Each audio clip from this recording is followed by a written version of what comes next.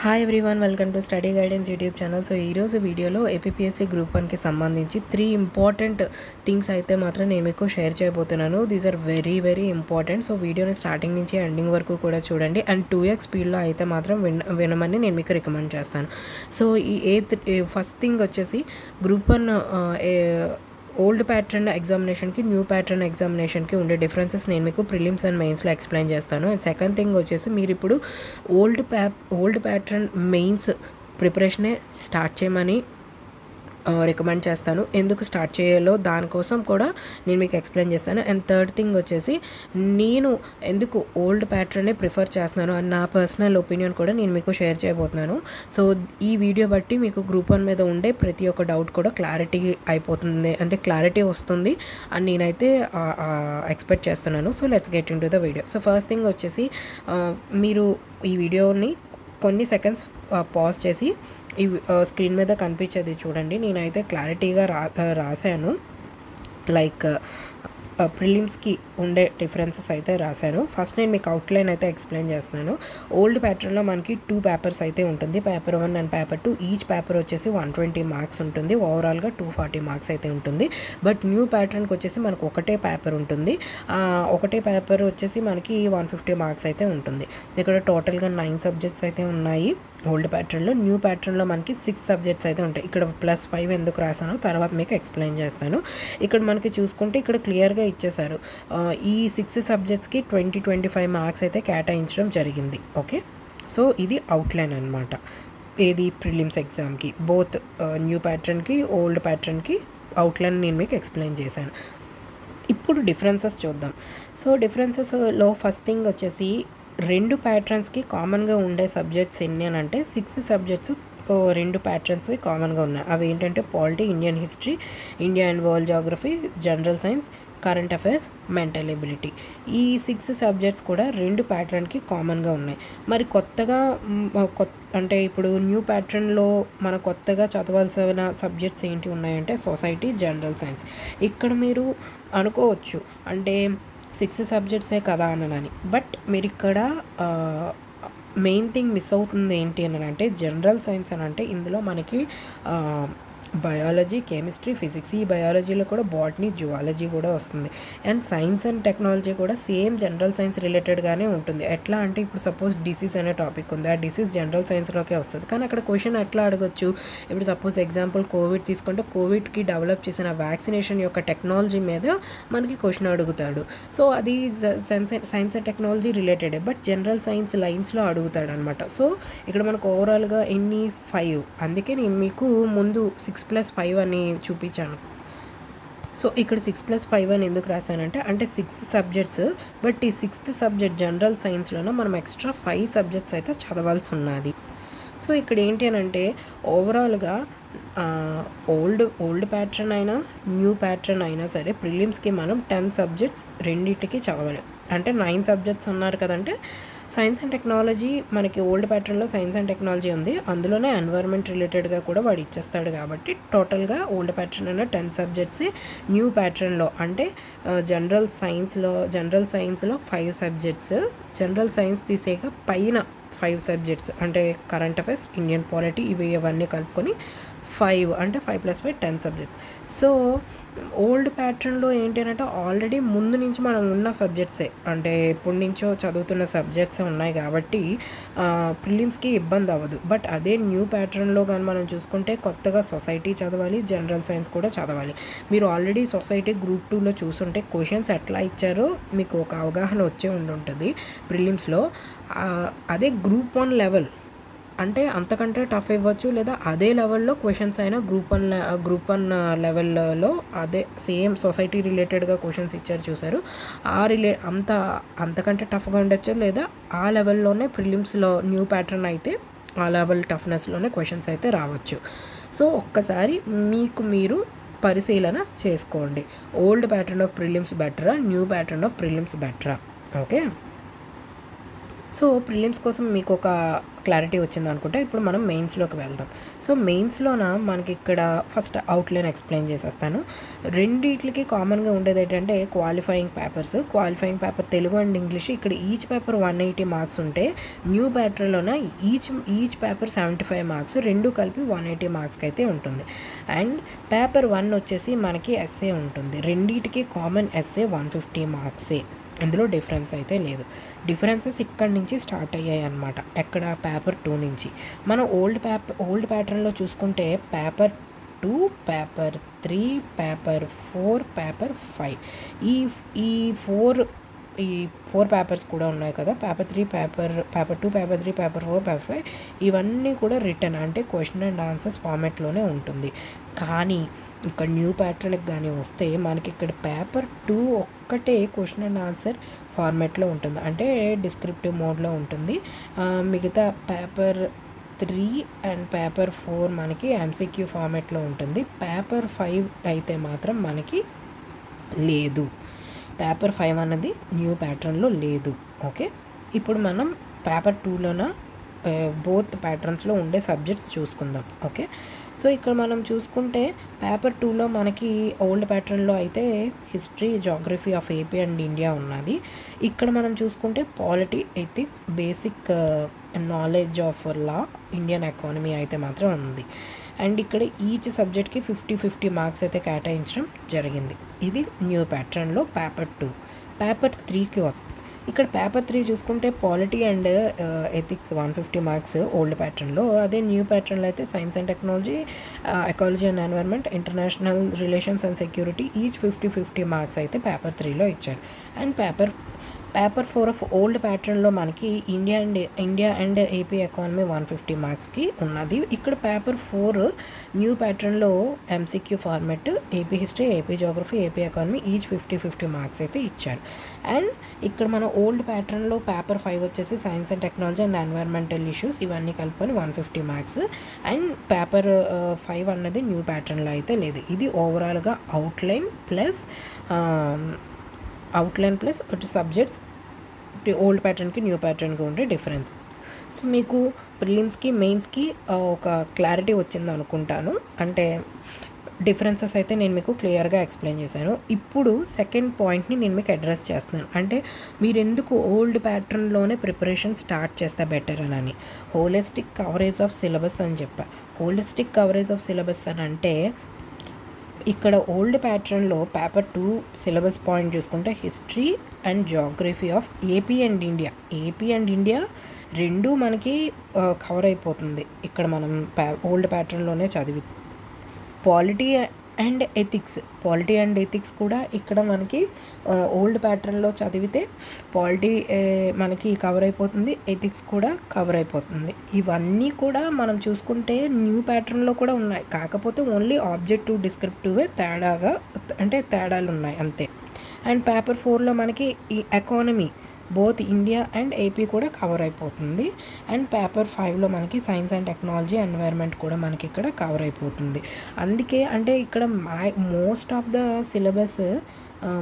The syllabus మనకి old ప్యాటర్న్లోనే complete అయిపోతుంది. Regarding AP అవనివ్వండి, ఇండియాలో అవనివ్వండి. అందుకే నేను మీకు ఓల్డ్ ప్యాటర్నే ప్రిపరేషన్ కంటిన్యూ చేయండి. మీకు కంప్లీట్గా అయితే సిలబసెస్ అంటే అన్ని సబ్జెక్ట్స్ మీకు హోలిస్టిక్గా కవర్ అవుతాయని అయితే మాత్రం నేను చెప్తున్నాను. సో అందుకే రికమెండ్ కూడా చేశాను. సెకండ్ వచ్చేసి ఈజీ టు కాంప్రహెండ్ అని అన్న. ఈజీ టు కాంప్రహెండ్ అని అంటే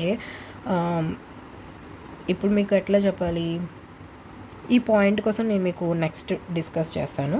ఈక్వివాలెంట్ యూపీఎస్సీ సిలబస్ అంటే సేమ్ గ్రూప్ 1 ఇప్పుడు ఓల్డ్ ప్యాటర్న్లో ఉండే సబ్జెక్ట్స్ ఏవైతే చదివామో అవన్నీ కూడా మనకి యూపీఎస్సీలో కూడా కవర్ అయిపోతుంది. కాబట్టి మీరు ఈ ప్రిపరేషన్ చేసిన యూపీఎస్సీ కూడా కవర్ అయిపోతుంది. సో మీకు ఎట్లా అంటే ఫన్నీగా చెప్పాలంటే ఒక సామెత ఏదో ఉంటుంది కదా, ఒక దెబ్బకే 2 పెట్టెలు అన్నట్టు రెండు కూడా మీకు హెల్ప్ అవుతాయి అన్నమాట. యూపీఎస్సీ మెయిన్స్ అవనివ్వండి, ఏపీపీఎస్సీ మెయిన్స్ అవనివ్వండి, అంటే ఓల్డ్ ప్యాటర్న్లో చదివితే ప్రిలిమ్స్కి కూడా మీకు ఎట్లా హెల్ప్ అవుతుందో కూడా నేను మీకు ఇప్పుడు ఎక్స్ప్లెయిన్ చేస్తాను. ఇప్పుడు న్యూ ప్యాటర్న్లో అయినా ఓల్డ్ ప్యాటర్న్లో అయినా సరే ప్రిలిమ్స్కి కూడా మీకు ఈ ఓల్డ్ ప్యాటర్న్ మెయిన్స్ ఎట్లా హెల్ప్ అవుతుందో నేను మీకు ఎక్స్ప్లెయిన్ చేస్తాను చూడండి. పాలిటీ పేపర్ 2లో ఉన్నది కదా, పేపర్ 3లో ఓల్డ్ ప్యాటర్న్, పేపర్ 3లో పాలిటీ సబ్జెక్ట్ ఉంది కదా, బోత్ ప్యాటర్న్ మెయిన్స్కి హెల్ప్ అవుతుంది అనమాట. ఎందుకు అనంటే ఇక్కడ మనం చూసుకుంటే కామన్గా మనం ఓల్డ్ ప్యాటర్న్లో కానీ న్యూ ప్యాటర్న్లో కానీ కామన్గా రిటర్న్ రాయాల్సిన సబ్జెక్ట్స్ ఏవి కామన్గా ఉన్నాయంటే పాలిటీ ఉంది, ఎథిక్స్ ఉంది, ఇండియన్ ఎకానమీ ఉన్నది. సో ఈ 3 కూడా మీరు ఓల్డ్ ప్యాటర్న్లో చదివితే ఈ 3 ఆన్సర్ రైటింగ్ మీకు కవర్ అయిపోతుంది. సో ఇక్కడ మనకి పాలిటీ కవర్ అయిపోతుంది, ఇండియన్ ఎకానమీ కవర్ అయిపోతుంది, అండ్ ఎథిక్స్ కూడా మీరు ఓల్డ్ ప్యాటర్న్లో ప్రిపేర్ అయితే ఆన్సర్ రైటింగ్ కంప్లీట్ అయిపోతుంది. And history of AP and India అని కూడా మనకి పేపర్ 2లో అయితే మనకి ఓల్డ్ ప్యాటర్న్ పేపర్ 2లో ఉంటుంది. సో ఇది బోత్ ప్యాటర్న్స్కి కూడా హెల్ప్ అవుతుంది. ఎట్లా ప్రిలిమ్స్లోన మనకి న్యూ ప్యాటర్న్లోన ప్రిలిమ్స్లో మనకి ఇండియన్ హిస్టరీ ఉన్నది, అండ్ మనకి ఇక్కడ ఏపీ హిస్టరీ పేపర్ 4లో అయితే MCQ ఫార్మాట్లో ఉంది. బట్ ఇక్కడ మీరు ఓల్డ్ ప్యాటర్న్లో ఓల్డ్ ప్యాటర్న్ చదవడం బట్టి మీకు అక్కడ ప్రిలిమ్స్ కవర్ అయిపోతుంది, ఇక్కడ మెయిన్స్ కవర్ అయిపోతుంది. న్యూ ప్యాటర్న్లో ఎట్లా ఇచ్చిన MCQ ఇవ్వనివ్వండి, ఆన్సర్ రైటింగ్లో ఇవ్వనివ్వండి, మీకు కవర్ అయిపోతుంది కదా MCQs. మెయిన్స్ చదివితే ఆల్రెడీ MCQs కూడా మీకు చాలా వరకు కవర్ అయిపోతుంది. ఓకే, ఇక్కడ ఎన్ని సబ్జెక్ట్స్ కవర్ అయిపోయాయి? పాలిటీ అయిపోయింది, ఎథిక్స్ అయిపోయింది, హిస్టరీ అయిపోయింది, అండ్ ఎకానమీ కూడా కంప్లీట్ అయిపోయింది. ఇక మిగిలి ఉన్నవి ఏంటి? Science and technology, Geography. So science and technology, Geography కూడా మీరు ఓల్డ్ ప్యాటర్న్లోనే ప్రిపేర్ అయితే మీకు మోస్ట్లీ జనరల్ సైన్స్ కంప్లీట్ అయిపోతుంది బోత్ ప్యాటర్న్స్లోన, అండ్ జియోగ్రఫీ కూడా బోత్ ప్రిలిమ్స్లోన మెయిన్స్లోనే న్యూ ప్యాటర్న్కి రిలేటెడ్గా కూడా కంప్లీట్ అయిపోతుంది. అందుకే నేను మీకు ఓల్డ్ ప్యాటర్న్లోనే ప్రిపరేషన్స్ చేయమని కూడా నేను మీకు చెప్పాను. ఇప్పుడు కమ్మింగ్ టు థర్డ్ పాయింట్, ఎందుకు నేను ప్యాటర్నే బెటర్ అని నేను ఎందుకు అంటున్నానంటే, ఇప్పుడు మెయిన్స్కి ఇందాక నేను మీకు చెప్పాను కదా కాంప్రహెండివ్ ప్రిపరేషన్ అని చెప్పి, ఈజీ టు కాంప్రహెండ్ అని నేను మీకు ఎందుకు చెప్పాను తెలుసా? ఇప్పుడు మెయిన్స్లో ఏంటంటే, ఇప్పుడు సపోజ్ ఒక టాపిక్ తీసుకోండి, గ్లోబలైజేషన్ అనే టాపిక్ తీసుకున్నారనుకోండి. ఈ గ్లోబలైజేషన్ అనే టాపిక్ ఎట్లా మీరు మెయిన్స్ రిలేటెడ్గా ఎలా ప్రిపేర్ అవుతారు? అసలు గ్లోబలైజేషన్ అంటే ఏంటి, అసలు గ్లోబలైజేషన్ ఎట్లా వచ్చింది, గ్లోబలైజేషన్ ఇండియాకి బెనిఫిట్ ఏంటి, దీనివల్ల వచ్చే లాసెస్ ఏంటి, అసలు ఇండియా ఎదుర్కొనే ఛాలెంజెస్ ఏంటి, అండ్ వరల్డ్కి గ్లోబలైజేషన్ వల్ల వచ్చిన బెనిఫిట్స్ ఏంటి లేదా లాసెస్ ఏంటి, వరల్డ్కి ఉండే ఛాలెంజెస్ ఏంటి, అండ్ ఈ ఛాలెంజెస్ని ఎట్లా ఎదుర్కొన్నారు, అంటే ఇనిషియేటివ్స్ ఏంటి తీసుకున్నది ఇండియా అయితే, లేదా వరల్డ్ ఎటువంటి ఇనిషియేటివ్స్ తీసుకున్నది. సో ఇక్కడ మీకు గ్లోబలైజేషన్స్లో డిఫరెంట్ డైమెన్షన్స్లో మెయిన్స్ రిలేటెడ్గా ప్రిపేర్ అవుతారు. ఇప్పుడు మీరు ప్రీవియస్ ఇయర్ క్వశ్చన్స్ తీసుకున్న గ్లోబలైజేషన్ ఎట్లా ఎఫెక్ట్ అయ్యింది లేకపోతే ఎట్లా బెనిఫిట్ అయింది ఇలానే క్వశ్చన్స్ ఉంటాయి. సో ఒక టాపిక్ తీసుకొని మీరు డిఫరెంట్ డైమెన్షన్స్లో ప్రిపేర్ అవుతారు కాబట్టి ఈ డిఫరెంట్ డైమెన్షన్స్లోనే మీకు మెయిన్స్ రిలేటెడ్గా క్వశ్చన్స్ వస్తాయి. అంతేకాకుండా మీరు MCQ ఫార్మాట్లో కూడా మీకు ఇనిషియేటివ్స్ మీద క్వశ్చన్స్ రావచ్చు, లేకపోతే గ్లోబలైజేషన్ ఎప్పుడు స్టార్ట్ అయ్యింది అంటే ఫ్యాక్చువల్ డేటా అడగచ్చు. గ్లోబలైజేషన్ ఇండియాకి ఎట్లా బెనిఫిట్ అయింది, లేకపోతే ఏ కంపెనీ వల్ల ఇండియా ఎలా బెనిఫిట్ అయింది, సో ఇట్లా గ్లోబలైజేషన్ ఉమెన్కి ఎట్లా హెల్ప్ అయ్యింది, అలా MCQ ఫార్మాట్లో కూడా క్వశ్చన్స్ వస్తాయి. మనకి మెయిన్స్ రిలేటెడ్గా కూడా కవర్ చేస్తాం. అంటే మెయిన్స్ అన్నది మనం అన్ని డిగ్రీస్లో అంటే డిఫరెంట్ డైమెన్షన్స్లో మనం ప్రిపేర్ అవుతాం కాబట్టి it will help in both prelims plus మెయిన్స్లో మనకి హెల్ప్ అవుతుంది. కాబట్టి అందుకే నాకు ఓల్డ్ ప్యాటర్నే బెటర్ అని అనిపించింది. ఓల్డ్ ప్యాటర్న్ UPSCకి హెల్ప్ అవుతుంది అండ్ APPSCకి కూడా రైటింగ్ మెథడ్లో అంటే డిస్క్రిప్టివ్ మోడ్లో రాయడానికి హెల్ప్ అవుతుంది. సో అందుకే నేను ఓల్డ్ ప్యాటర్న్ ప్రిఫర్ చేశాను. అంటే ఇంట్రెస్ట్ ఎక్కువగా నాకు ఓల్డ్ ప్యాటర్న్ మీద ఉంది. న్యూ ప్యాటర్న్ ఎందుకు నేను ప్రిఫర్ చేయడానికి ఇష్టపడలేదు అని అంటే, నా ఒపీనియన్ నేను మీకు ఎందుకు షేర్ చేస్తున్నానంటే, ఇప్పుడు చాలామంది కూడా న్యూ ప్యాటర్న్ బెటర్ అని అంటున్నారు. బట్ న్యూ ప్యాటర్న్ బెటర్ అనే ముందు మీరు ఒకసారి ఆలోచన చేయండి. ఇది గ్రూప్ 1లో ఆల్రెడీ ఎంత టఫ్గా ఇస్తారో ప్రిలిమ్స్ పేపర్ లాస్ట్ 3 years నుంచి మనం చూస్తూనే వచ్చాం. ఇప్పుడు న్యూ ప్యాటర్న్తోనే మనకి కానీ సిలబస్ కానీ వస్తే అది ఎంత టఫ్ లెవెల్లో MCQs ఉంటాయో మీరు ఒకసారి ఆలోచన చేయండి. ఇండియన్ సొసైటీయే తీసుకోండి. ఇండియన్ సొసైటీ గ్రూప్ 2లో ఏ లెవెల్ ఎంత టఫ్నెస్గా ఇచ్చారంటే మనం చాలామంది చాలా బుక్స్ రిఫర్ చేశారు, ఎక్కడా లేవు వాడన్నీ పిఐబి గవర్నమెంట్ వెబ్సైట్స్ అక్కడి నుంచి ఎంచుకొని ఇచ్చారనమాట. ఇప్పుడు అంటే మనం సొసైటీ తీసుకుంటే స్టాటిక్కే కాకుండా కరెంట్ అఫైర్స్ కోసం డిఫరెంట్ వెబ్సైట్స్, గవర్నమెంట్ వెబ్సైట్స్ ప్రతి టాపిక్కి సబ్ టాపిక్, ఇప్పుడు సొసైటీలో ట్రైబ్ రిలేటెడ్గా కూడా కొన్ని క్వశ్చన్స్ వస్తాయి, అది క్యాస్ట్ కోసం రిలేటెడ్గా వస్తుంది. సో వాటి కోసం మన వెబ్సైట్స్లో వెళ్ళి దాని సెన్సెస్, దాని డేటా అవన్నీ కూడా మనం చదవాలి. అంటే ఫ్యాక్చువల్ డేటా చాలా చదవాలి. అదే మనకి ఓల్డ్ ప్యాటర్న్లో ఉన్నదనుకోండి, మెయిన్స్ ఉన్నదనుకోండి, స్టాటిక్కి ఉంటుంది, మనం అంత డేటా గుర్తుపెట్టుకోవాల్సిన అవసరం ఉండదు. జస్ట్ వాల్యూ ఎడిషన్గా ఒక 2 పాయింట్లు, ఒక ఎగ్జాంపుల్గా రాయడం కోసం ఒక 2-3 పాయింట్లు మనం కొంత డేటా గుర్తుపెట్టుకొని బ్రెయిన్లో పెట్టుకొని వెళ్తే చాలు. మోస్ట్ ఆఫ్ ద పోర్షన్ స్టాటిక్కే మనం గుర్తుపెట్టుకొని వెళ్తాం. మెయిన్స్ రిలేటెడ్గా ఉంటాయి. అదే ఎంసీక్యూస్ అంటే వాడు ఎక్కడి నుంచి అడుగుతాడో ఎవరికీ తెలీదు, ప్రతిదీ మనం గుర్తుపెట్టుకోవాలి. ఇప్పుడు మెయిన్స్ కూడా చూద్దాం. గ్రూప్ 1 పేపర్ 2 ప్రిలిమ్స్లోనే సైన్స్ అండ్ టెక్నాలజీ ఎన్వైర్న్మెంట్ ఉంటుంది. ఎంత టఫ్గా అడుగుతారో మీరు ఒకసారి ఆలోచన చేయండి. ఇప్పుడు సైన్స్ అండ్ టెక్నాలజీ ఎన్వైర్న్మెంట్ ఎంత టఫ్గా అడుగుతాడో అదే టఫ్నెస్ లెవెల్లోనే అడుగుతారు. But IR and security, international relations and security, ఇవి మీరు ఒకసారి చూడండి. కంప్లీట్ కరెంట్ అఫైర్స్ ప్రతిదీ కూడా మనం గుర్తుపెట్టుకోవాలి. అంటే ఇప్పుడు ఐఆర్ రిలేటెడ్గా మీకు హిస్టరీ అడగొచ్చు, అంటే ఇండియా బైలాటరల్ రిలేషన్స్ అడగొచ్చు, ఇప్పుడు ఇండియాకి చైనాకి ఉండే రిలేషన్ మీద క్వశ్చన్ అడగచ్చు, లేకపోతే ఇప్పుడు ఏషియన్ గ్రూప్స్ ఉంటాయి, ఆ గ్రూప్స్ మీద హిస్టరీ, అంటే ఇంటర్నేషనల్ రిలేషన్స్ అంటే ఈ ఇంటర్నేషనల్ రిలేషన్స్కి సంబంధించిన హిస్టరీ అడుగుతాడు, కరెంట్ అఫైర్స్ అడుగుతాడు, బైలాటరల్ రిలేషన్స్ అడగొచ్చు. ఎంసీక్యూస్లో ఎట్లా అడుగుతారో చెప్పలేం. ఎంత అంటే మీరు కరెంట్ అఫైర్స్ ఐఆర్ అని అంటే ఇయర్ లాంగ్ కూడా మీరు ఫాలో అవుతూనే ఉండాలి. ఈ మొన్న గ్రూప్ 2లోన మెయిన్స్ రాసినట్లుగా మీకేమి ప్రిలిమ్స్ అంత ఈజీగా ఇచ్చారు. ఇది గ్రూప్ 1 అంటే గ్రూప్ 1 లెవెల్లోనే క్వశ్చన్స్ ఉంటాయి. అండ్ రాను టఫ్నెస్ లెవెల్ ఎలా పెరిగిపోతుందో కూడా మీకు తెలుసు.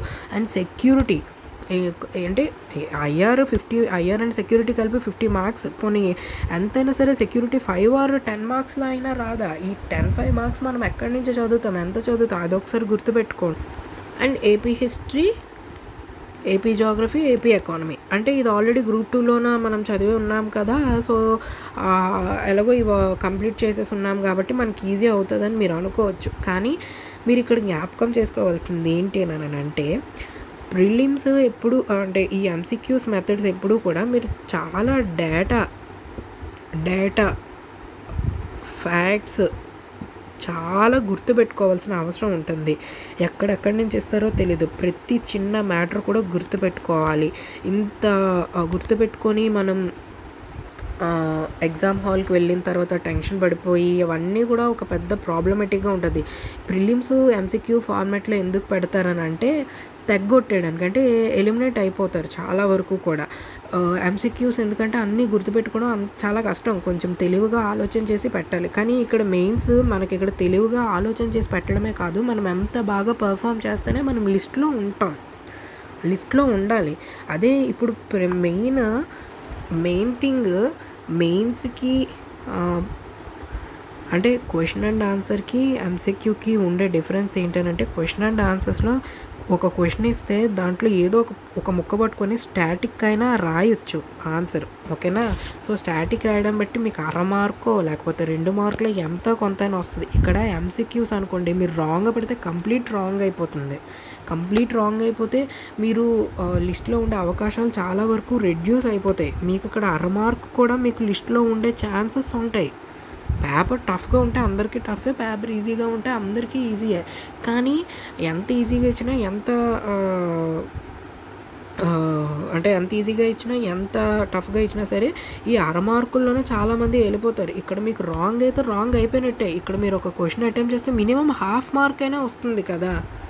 అందుకే ఎంసీక్యూస్ అన్నది చాలా డేంజరస్ థింగ్ అనమాట. అది మెయిన్స్లో ఉంటే ఇంకా డేంజర్ అని నా ఒపీనియన్. ఇది నేనైతే ఆన్సర్ రైటింగే బెటర్ అని నాకు అనిపించింది. ఎందుకనంటే మనం లిమిటెడ్గా ప్రిపేర్ అవ్వచ్చు, అంటే లిమిటెడ్గానంటే ఎక్స్టెన్సివ్గానే ప్రిపేర్ అవ్వాలి, but not too much extent. అంటే ఒక అంటే లైక్ ఒక టాపిక్కి మీరు 360 డిగ్రీస్ యాంగిల్లో మించి మీరు ఇంకా చదివేస్తున్నారు. ఇంకా ఎక్కువ చదవాల్సిన అవసరం ఉండదు ఎంసీక్యూ ఫార్మాట్ అయితే. ఇప్పుడు మీరు గ్రూప్ 2 ప్రిపరేషన్ అయితే తీసుకోండి, చాలామంది చాలా బుక్స్ చదివేశారు, చాలా మ్యాటర్ చదివారు, చాలా వెబ్సైట్స్ రిఫర్ చేశారు, చాలా గవర్నమెంట్ సోర్సెస్ రిఫర్ చేశారు, చాలా చేశారు. కానీ వచ్చిన పేపర్ ఎట్లా ఉంది, టూ ఫ్యాక్చువల్గా వచ్చింది. సో అదే మెయిన్స్కి మీరు అన్నీ రిఫర్ చేయాల్సిన అవసరం ఉండదు. కొంత స్టాటిక్ ఉంటుంది, మనకి వాల్యుయేషన్ కోసం కొన్ని పాయింట్స్ గుర్తుపెట్టుకుంటే సరిపోతుంది. ఇప్పుడు మరి ప్రిలిమ్స్ ఎట్లా హెల్ప్ అవుతుందని అంటే, ప్రిలిమ్స్లోనే కామన్గా ఉండే పాలిటీ, హిస్టరీ, జాగ్రఫీ, స్టాటిక్ మీద ఎక్కువ మనం ఫోకస్ చేసి కరెంట్ కంటెంట్ రిలేటెడ్గా కొంచెం తక్కువగా ఫోకస్ చేసినా సరే మనం పాస్ అంటే క్వాలిఫైయింగ్ ఎట్లా అవ్వాలి అని చెప్పి దాన్ని కొంచెం మనం ప్లాన్ చేసుకొని కొన్ని టెక్నిక్స్ యూస్ చేసి మనం ఎలిమినేషన్ టెక్నిక్స్ అని, లేకపోతే కొంచెం